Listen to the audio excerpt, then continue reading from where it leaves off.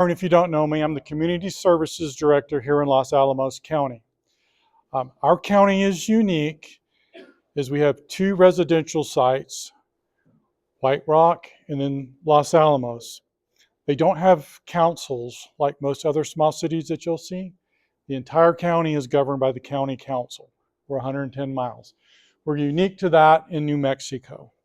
When they were reestablishing the county from being an Army base, they made that decision, and it's in legislative action at the state level. So we're a little different. But community services, we're the Department of Fun. I'm just going to tell you right now, we're Department of Fun. So if you ever have a complaint, it's not me.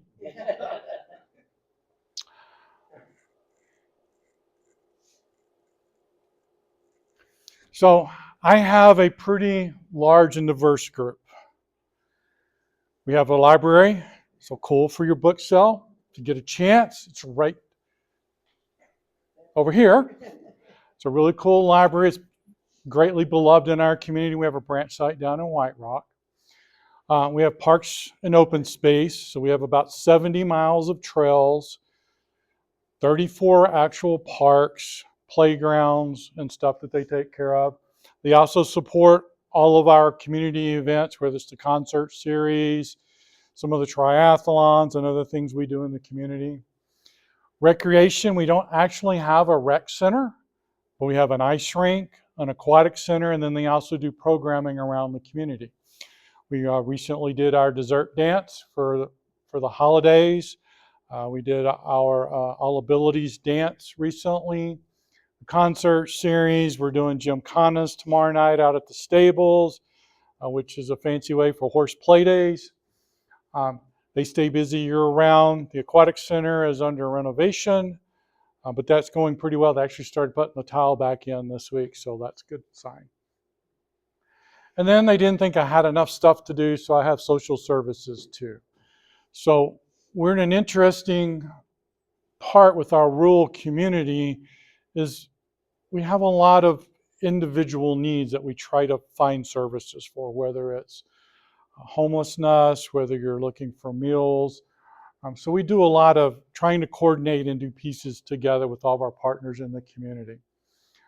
We have about $2 million worth of contracts with social services for other providers in town that support youth in various ways. We have the teen center as part of under that contract, the youth activity center. We have contracts with JJAB and the school district to help our youth navigate the changing environment. And then we also have a cultural division that we have contracts with things like the Arts Center, Peak, which is our Pareto Environmental Education Center. And there's some other ones that we have. So we've got a pretty full bucket here. We're probably the second largest department in the county. And this just kind of talks a little bit more about the services we provide. And as you can see, it's quite a bit. And then this is really important because this is guiding everything we do within our operation of the county. So county council every year sets their strategic objectives. Those are in the middle of the budget book every year. And then we have an integrated master plan. We also did an ADA audit and transition plan for our recreational facilities. We just completed an open space and trails management plan. That was critical because we had 5 documents that were trying to guide our trails and open space development, and they were full of contradictions. So we've got one book now that only has a couple of contradictions, and we're navigating it better. And then as a requirement at the state level, we have to do a community health plan, and we've recently completed that one. And then we develop a 2-year department plan where we do our actions for each year, and then each division follows through with that. These all circle back into the county's dashboard where you can see progress along the way. So just some fun facts about the Parks and Open Space Division. We've got about a $14 million budget. Some of our fun stuff we've used the last year, we're actually using robotic mowers out on our athletic fields. These are really cool. They come out, they set a pre-programmed route. They mow rain, sleet, snow. They don't mind fighting with the deer on occasion. But it's really helped us that we can reallocate the hours from our staff from mowing athletic fields, which require 2 to 3 mows a week, that they can now be doing other things in the community, some of the detail work that they may not find. And we're getting ready to increase this fleet to 3 fields and a soccer field down in White Rock. So again, this is great. They're electric units, so we're improving our carbon footprint, looking at sustainability, low emissions, and so far, kids haven't tried to tear them up or ride them.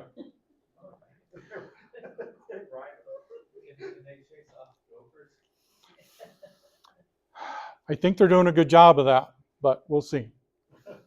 Again, just some key projects that we've got going on. One that's going to be in the budget you're going to see in a couple of weeks. It's going to be loud and pulled out is in our community investment CIP. We did the North Mesa Recreation Area, and as part of that, there was a recommendation from a group to do a bike park in town. So that's going to be an item that we're going to pull out to talk about during the budget process. So that'll be cool. Library, everybody loves the library. This is one of our popular story times. One of the neat things that our library does, they have a library of things. So if you want to rent a telescope, you want to try out a thermoinductor stovetop, you want to do an infrared check around your windows and doors to see if you're losing heat or AC, all those things you could rent or check out. And it's just check it out with your regular library card. There's no charge for it. Again, with all of our books, we learned some things during COVID that we've been able to carry over. We now have an outdoor book locker, so you can go online, reserve your books, so go out, put it in the locker. You drive by at whatever time you want to come by, pick your book up, boogie on. There's also a drop box there, so you can drop it off at your leisure as well. They do a lot of great children's programming down there at the library. We've also seen a really huge increase in digital use. We're finally getting that tipping point where not everybody wants to feely touchy the book, and we're having to spend some extra money on our digital subscriptions because the book people did something really cool. You buy a book for $12.99, everybody in the community can read it, and then when it falls apart, you recycle it. They decided that if I'm downloading a book, it has a value of about 15 to 20 checkouts before I make you buy a subscription again. So they're getting a little savvy on this book use. So that's why you'll see some of those numbers increase in our budget. It is great that our community is embracing it, but it's a little different model, and people go, well, it's just a book, I can download it. Yeah, but the publishers got really smart and figured out how to make extra money from that. And then social services, we're really the last line of defense for people that are having issues. We're part of the safety net for those with indigent health care. Most of the people that use that service in our community come through the jail system. One of our big things is getting people to services off of the hill here in Los Alamos. Because we're such a small community, limited land, a lot of the services that people need in our community are either in Albuquerque or Santa Fe or Las Cruces. If you need inpatient treatment, it's really a challenge in the state as a whole. So we've been working with our legislative folks to try to figure out how best to manage that. They've thrown a lot of money at that over the past couple of years. And this is just a little fun one. Sorry it's so small. But a lot of people go, well, what does my tax dollar get? So if you'll look, you'll see the first, it says 2023, and then it says per capita. That's the average cost per capita of a resident to enjoy that service in our community. 19,700 and a few other. So if you look at these per capita on a standard look at communities our size, we're in the top 5% because of our taxing source, which is the lab, which is 85% of the gross receipts tax or our tax funding that this community has. And then we also went a little further and down. The fourth bucket is we do charge a little bit of money for some things like golf, swimming, the ice rink, if you're at pavilions. And we showed the commensurate per capita rate of what the revenue per capita is. So if I come out and buy swimming lessons, that's how much revenue that particular activity is. So you can see that, like, the ice rink, we get about $4 per person revenue. Aquatic center is about 11. Anyway, we wanted to show this just to kind of give people an idea of what this service costs per person, as well as what type of revenue we are receiving it. And then it shows the trend data of when we make changes on something goes up per capita. Is it because of wages? Is it because of materials, the way we changed things?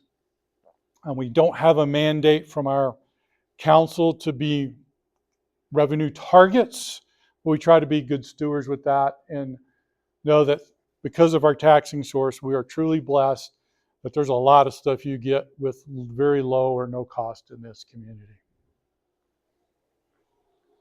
What's the community population of the lab every day? The last I heard was about 10,000. And that really dropped during COVID. It dropped down to under 5 is what I was told. But it runs about 10,000 a day. So we swell up.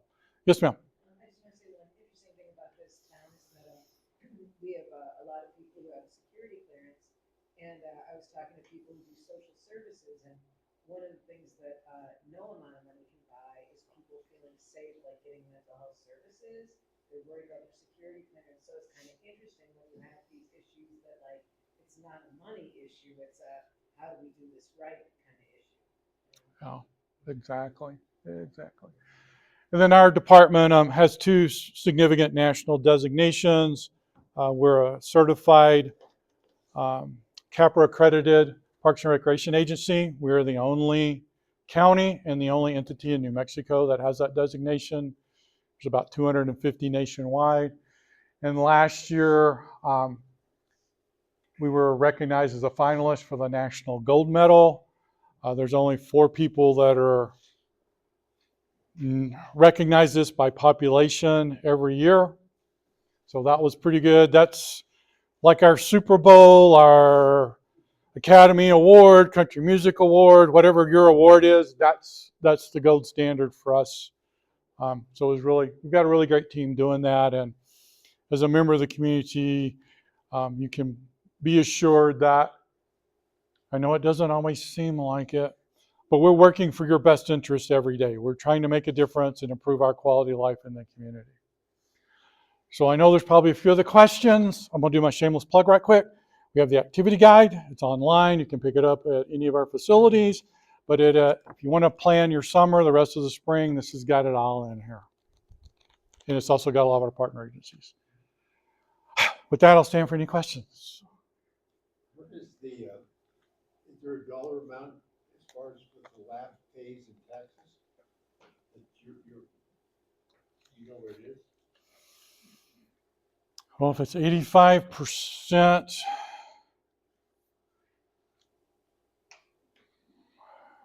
it's a big number. It's 85% of 5 billion, close. So it fluctuates depending on what they're actually doing at the lab, because some things that, it's been a whole conversation we've had in our community recently is there's not a loophole, there's a tax advantage that if you're manufacturing products, they're non-taxable. So if they go into the pit production, the amount that they're going into pit production with would be non-taxable, so that comes off of our table. So it was recently when we asked for a small increment of gross receipts tax to make up for that, but it's significant. Explain what a pit is. I need to phone a friend, James, you work at the lab. No. So you think of, don't think of plutonium pit as a hole in the ground, think of plutonium pit as like an apricot pit. It's my understanding, and there's people in this town way smarter than me, but it's the active device that goes into a warhead. That's called the pit, and they're actually refurbishing the nuclear material that goes in there because they've been in there since the 60s and 70s in some of these units. If there's somebody that knows any different, let me know. Yes, ma'am. I noticed that you had in the mental health, how much money is speaking to you? In our community, it's over $180 per capita. And how you divided that out? Most of it is pre-education, minor treatment. Most of it's allocated to folks under the age of 18. Yes, sir. The benefit of our visitors from New Zealand. Perhaps somebody else, if not you, could perhaps describe some of the things that go on in the lab that are not weapon related, the basic research components of what goes on here. I am by no means an expert at that, but I can tell you things that we work with them on from our standpoint. We do a lot of work with the biologists. We have multiple species that are indigenous to this area: spotted owls, Hemmes salamanders. We work with those folks quite a bit on habitat restoration. Are they migrating in different parts of the area? We're getting ready to do one with the spotted owls. Right now they're moving their nesting sites a little bit around. We work with them. DOE also has a large network of trails that are outside of ours, and then we have the National Forest Service. So we work with DOE on those trail connections and trying to make sure everybody knows where they are and staying off of where they shouldn't be with that. We also work with our government relations on transferring land. The only way that our community can get land is by federal action. So the Department of Energy has to decide that this is non-mission critical land, and then they can have the conversation about giving us land. It's not like a lot of places that you buy it from individuals or somebody can bequeath it to you. That's really the only way that we can get additional lands. And we have a number that are set aside with special deeds, like we have a stables up here at North Mesa. It's 247 acres that the deed specifically requires it to be recreation and for equestrian activities to be held there in perpetuity. White Rock, if you've been down to the canyon there, and if you guys get a chance to go, it's not the Grand Canyon, but it's pretty cool. Go to the White Rock overlook. The view is amazing looking down to the river and back towards Taos. So I don't know everything they're doing. I know they do some weather stuff. You were going to fill in. Good. Will they do a big nuclear medicine program here? And I'll also say what's interesting is that people don't realize Los Alamos Labs is 40 square miles. And I was studying like why is so much of it forestry, but that's by design. So we have this big like insulated area. Our chances of having a Chernobyl-style event are very, very low. Kind of joke, but we have this like incredible hazmat like department here. We've got $1 million ladders and things like that. So like I said, I'm just interested in this place as from a tourism point of view because there is no place on this earth like this town. It is truly unique and interesting. And to build on that, I was talking about earlier that we're the second largest department. Our entire fire department is paid for by the Department of Defense because we provide services for the lab in case something bad happens. So our guys got all the cool little toys. They go to a special training they can't talk about. But it's a really great partnership that's one service our community doesn't have to pay for. Could you talk more, like, sort of talking about trails, like the trails and the like walkability and So for a number of years, all of our trails but two were single track, what we would call hiking trails. But that wide, mountain bike can go through them. As we were doing our ADA audit, we realized that there were a lot of people that couldn't access our trails anymore for whatever reason. So we have been doing several things. One is trying to find an appropriate set of trails that people with mobility issues can attack. We built one over here by the Aquatic Center called the Kinnicknick Trail. It's a half-mile loop, Crusher Fines, built to the public right-of-way guidelines. We're refurbishing the Los Alamos Mesa Trail. It wasn't quite accessible. We're building that into it now. But again, it'll be a short trail that people can take that may have mobility issues, that can go from East Park all the way down to the airport. We're going to put a connection at the airport so you could come out there. We've got several great trailheads that are yeah, is a nice one as well. But we're also looking at our trailheads to make those more accessible. Some of those, if you've tried to go to Bio Canyon on a nice day, parking up on North Road, dodging traffic, kind of a little sketchy. So we're trying to improve that part, give a better parking area, connect that. We've got Camas on. I'm on that list. And if you've ever tried to go out to Deer Trout Mesa, you got to be careful not parking those people's driveway or they get upset up there. There's really not a good parking space for that. And that's one of the neatest trails I think we have here. So we're really trying to make our community more accessible to more people so they can enjoy what we all do. I know, and the science is overwhelming, that nature and our natural area play such a huge area on our mental, our physical, and our spiritual health. And it also shows now that there's some economic benefits to that as well. So we're trying to be in the middle of that space, and using our social services, we try to intentionally design everything to reach your mind, spirit, as we do stuff. Yes, sir. How much of the housing stock up here is from the original camp, from the 40s? Do you know that? I don't know that offhand. I don't know. So we had a really bad fire here in 2000. Thank you. My math was going funny there. And it actually burned a large percentage of the town. So a lot of the houses, you can see where the new houses are and the old houses are. I'm gonna guess straight swag that it's still probably 70%, 30% new stuff. Just driving around town looking at stuff. And when we say original, there's houses that were built in 1946 that are still standing in this community. That were the original. In fact, right up here we have a women's auxiliary building that was part of the original Manhattan project that we're in the process of refurbishing. Mm-hmm. Mm-hmm. And Bathtub Road is called that because they actually had bathtubs. Mm-hmm. Yeah, right over here by the brewery, Bathtub Row. That's where all the scientists lived. In fact, Oppenheimer's house, they're renovating it right over there. The Hans Bethe House is a museum. I know some of you are going to the Bradbury in a little bit. If you get a chance, run by the Hans Bethe House. You have to go to the Historical Society to go check it out.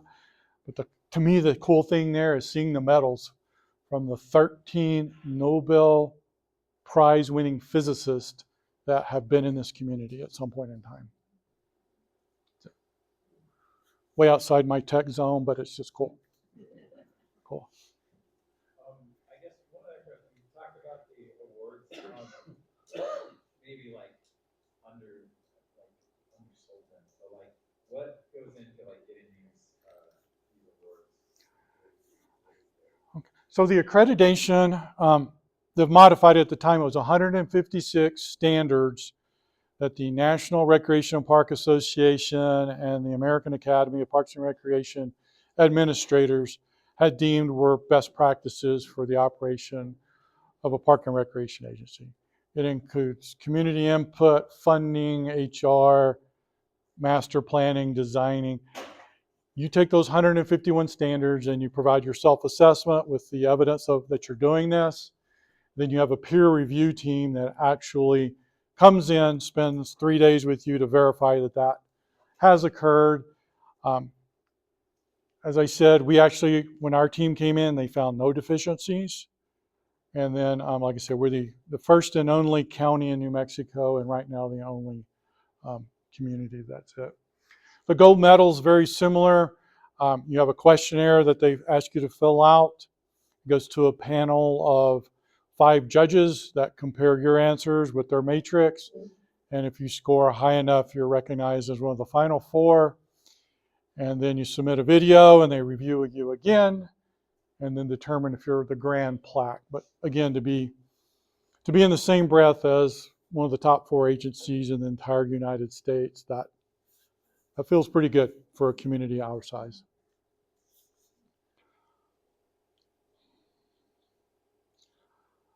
All right, if you got nothing else, I thank you for your time. I appreciate it. If you didn't get a sticker, let me know so you can get a sticker.